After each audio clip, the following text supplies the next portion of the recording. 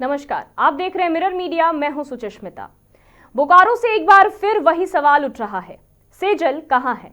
पिंजरा क्षेत्र के गिरिडीह टाड़ के रहने वाली सेजल झा लापता हुए पूरे 5 साल 3 महीने बीत चुके हैं, लेकिन बोकारो पुलिस और स्पेशल ब्रांच आज तक उसका पता नहीं लगा पाई है। अब इस मामले को सीआईडी ने टेक ओवर कर लिया है। 16 अक्टूबर 2020 को 14 साल की सेजल ट्यूशन के लिए घर से निकली थी, लेकिन वापस नहीं लौटी। उसकी साइकिल और किताबें सड़क पर गिरी मिली थी। उस वक्त से लेकर अब तक कई एसपी बदले हैं। नार्को टेस्ट से लेकर अन्य राज्यों में जांच हुई है, लेकिन कोई ठोस नतीजा नहीं निकला। हाल ही में रांची से पकड़े गए एक बच्चा चोर गिरोह और बच्चों की बरामदगी के बाद सेजल की मां उषा झा को नई उम्मीद देखी है। उनका कहना है कि इस गिरोह का बंगाल से कनेक्शन है और बंगाल बॉर्डर घटनास्थल से बेहद करीब है। चास एसडीपीओ प्रवीण कुमार सिंह के अनुसार सीआईडी ने पूरे मामले की फाइल मंगवा ली है और उम्मीद है कि सेजल का पता जरूर चलेगा।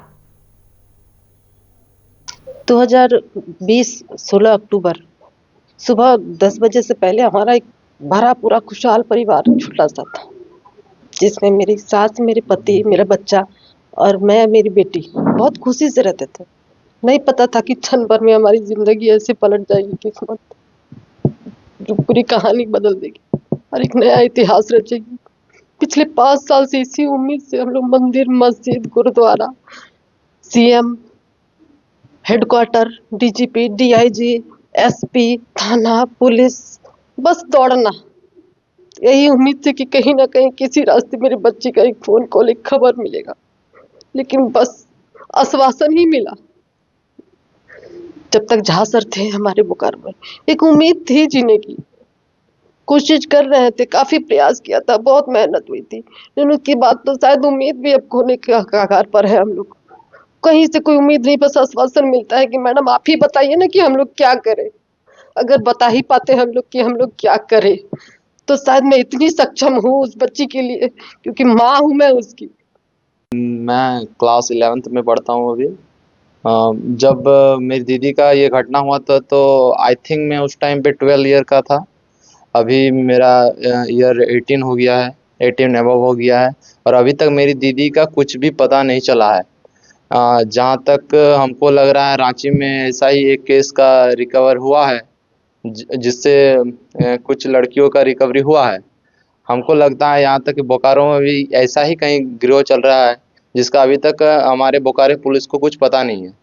हमको ये लगता है कि इसका बारे में पुलिस को जानकारी करना चाहिए बोकारो में कि ऐसा क्यों हो रहा है, क्यों लड़की गायब हो जा रही है दिन दहाड़े हमारे गांव से, हमारे घर से उठा के कोई ले जा रहा है 10-15 मिनट में, किसी को पता नहीं चल रहा है। और एक्चुअली ऐसा हो क्यों रहा है कि सामने हमारा बंगाल बॉर्डर पड़ता है, कुछ भी यहाँ पे हो वन जंगल का एरिया है, किसी को कुछ पता नहीं चलता है, तुरंत कहीं ना कहीं कुछ गायब हो जाता है, कोई मारा हुआ मिलता है सामने। ऐसा ऐसा बहुत घटना हमारे यहाँ मिला है, लेकिन बोकारो पुलिस इसमें ज़्यादा एक्टिव नहीं है। उसमें पहले भी हम लोग सेजल झा को की जो बरामदगी के लिए पुलिस, बोकारो पुलिस अपने स्तर से बहुत प्रयास की है। हम लोग उसमें नार्को एनालिसिस भी कराए हैं, विभिन्न छापामारी दल का गठन करके विभिन्न राज्य भी भेजा गया, केरला, बंगलोर, सभी जगह भेजा गया था। और उनकी जो परिजन है, उनकी माता है, वो स्वयं वरीय पदाधिकारी से मिली थी और उसके अनुशंसा के आलोक में इस केस को सीआईडी को भेज दिया गया है। इस पूरे मामले पे अधिक जानकारी साझा करने के लिए हमारे साथ बोकारो से अनूप जुड़ चुके हैं। आइए सीधे उनसे जुड़ते हैं और जानने का प्रयास करते हैं पूरा मामला आखिर है क्या। अनूप, हमें बताएं कि आखिर बोकारो पुलिस और स्पेशल ब्रांच की जांच में कहां डेड एंड आया कि अब सीआईडी को ये पूरा मामला सौंपा गया है। जी सुचिस्मिता जी, ये मामला काफी समय बीत जाने के बाद भी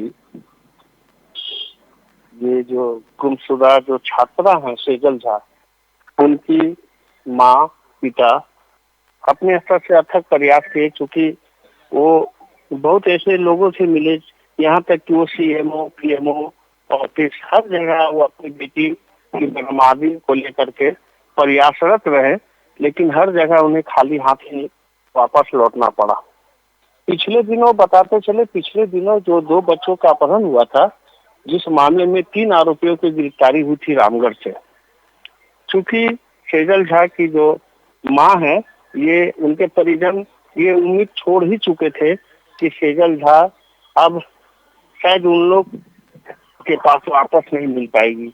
लेकिन पिछले दिनों जो रिकवरी हुई दो बच्चों का, उससे एक बार पुनः सेजल झा की मां का उम्मीद जगी है कि कहीं ना कहीं शायद मेरी बच्ची भी मतलब इस इन लोगों के चंगुल से बरामद होकर के घर सकुशल वापस आ जाएगी। आपने देखा होगा ये आग्रह किए हैं सेजल झा की मां उन पुलिस कर्मियों से, वो विभाग से, कि इस केस में जो आरोपी पकड़ाए हैं अगर उससे सख्ती से पूछा जाए तो शायद ये जो है इसमें जो इनका नेटवर्किंग है, जो लोग काम करते हैं, इसमें शायद कुछ ना कुछ सफलता हासिल होगी। बहरहाल ये मामला अब पूर्ण रूप से सीआईडी के पाले में चला गया है और अब ये देखना है कि ये सीआईडी ये कब तक इस केस का समाधान कर पाती है। फिलहाल जो भी हो, सेजल की परिजन हो या माँ हो या पिता हो या भाई हो, आज भी इस उम्मीद में आस लगा के बैठे हैं कि शायद उनकी बेटी सकुशल उन्हें वापस मिल जाएगी। जी अनुप, जानना चाहूंगी कि रांची में जो बच्चा चोर गिरोह की आपने बात कही है जो पकड़े गए हैं, उसका बंगाल कनेक्शन सामने आ रहा है, तो सेजल के घर से बंगाल बॉर्डर जो है उसकी दूरी बहुत ज्यादा है नहीं, तो क्या सीआईडी इस एंगल को भी अपनी जांच का केंद्र बना सकती है? बिल्कुल बिल्कुल, ये सटा हुआ एक बंगाल बॉर्डर है बोकारो जिला, जो आप देखेंगे कि बगल सटा हुआ पुरलिया है जो बंगाल को जोड़ता है, बंगाल बॉर्डर पर आती है। आपने देखा होगा पिछले दिनों मिरर न्यूज में पुख्ता रूप से एक न्यूज चली थी जिसमें दो बच्चों का कहना था कि काले रंग के शीशे लगे हुए गाड़ियां आती है और बच्चों को अकेला दे करके उसे टॉफी वगैरह दे करके देने का लालच में उसे अगवा करके ले जाती है। ये खबर पुख्ता रूप से मिरर न्यूज में पिछले दिनों चली थी, जिस पर स्थानीय पुलिस जो है हरकत में आई थी और इस पर एक जो बोला जाए पुलिस का तंत्र चौकस हुई थी।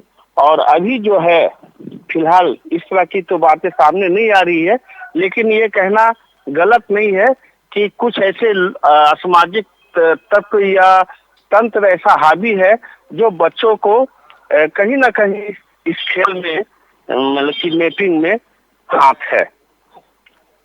आपसे जानना चाहूंगी, जैसे कि अभी आपने कहा कि अभी काले शीशे वाली गाड़ी की आपने बात कही, साथ ही यहाँ पर कई सारे बच्चे चोरी होने की बातें आ रही है, तो यहाँ पर पुलिस प्रशासन की क्या कुछ भूमिका नजर आ रही है? ये पुलिस प्रशासन जहाँ तक है, ये मामला जब प्रशासन के कानों तक आता है तो ये निश्चित रूप से स्थानीय प्रशासन हरकत में आती है और जो अपना तंत्र है उस तंत्र के माध्यम से प्रयासरत रहती है कि कहीं ना कहीं इस मामले का उद्भेदन किया जाए। और जहां तक है गश्ती या चौकस रहना, ये पुलिस विभाग अपने स्तर से लगातार कर रही है, लेकिन अभी तक बहुत बड़ी सफलता हासिल नहीं हुई है। जी सुष्मिता। जी अनुप, सेजल की मां उषा झा पिछले 5 सालों से न्याय की गुहार लगा रही हैं, प्रशासन की ओर से अब तक उन्हें क्या ठोस आश्वासन मिले हैं? देखिए, सेजल झा की मां को सिर्फ अभी तक प्रशासन की ओर से आश्वासन ही मिला है, लेकिन समाधान कुछ भी नजर उनकी मां को अब तक नहीं आया है। और जो पिछले दिनों जो घटनात्मक सामने आई थी, जो बच्चों का रिकवर हुआ था, जिस रिकवर में 3 आरोपी जो पकड़ाए थे, उस आरोपी के तहत जो है ये पुनः सेजल की मां का एक उम्मीद जगी है कि हो ना हो ये जो गिरोह पकड़ाए, इसी गिरोह का कहीं ना कहीं मेरे बच्ची के साथ सूत्र बंधा हुआ है। अगर इनसे अच्छा से पूछताछ किया जाए तो शायद सेजल झा रिकवर हो सकती है और सकुशल वापस आ सकती है। जी सुष्मिता। जी अनुप जी, आपसे जानना चाहूंगी कि पिंजराजोरा और चास जैसे क्षेत्रों में क्या 2020 के बाद से लड़कियों की सुरक्षा को लेकर कोई कदम उठाए गए हैं ताकि फिर से ऐसी घटना ना हो? देखिए, ये मैंने आपको कहा पिछले बार कि ये पुलिस अपने स्तर से जो गश्ती है या अपना जो तंत्र होता है उसको रेस की हुई है।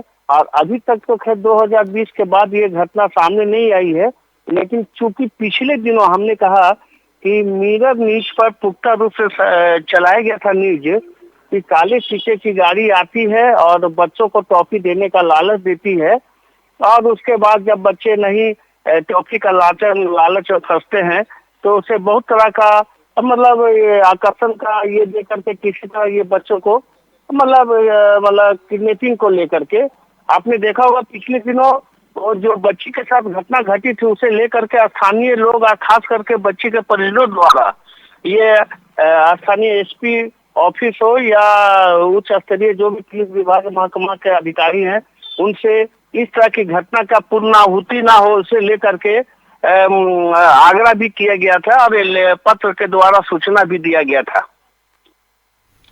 जी अनुज जी, बहुत बहुत शुक्रिया सभी जानकारियां साझा करने के लिए। तो अब तक की जांच नाकाम रही है, लेकिन सीआईडी ने टेकओवर से केस में नई जान आई है। सेजल के परिवार को उम्मीद है कि इस बार तारीख नहीं बल्कि उनकी बेटी वापस आएगी। इस खबर पर हमारी नजर बनी रहेगी। तब तक के लिए देखते रहिए मिरर मीडिया।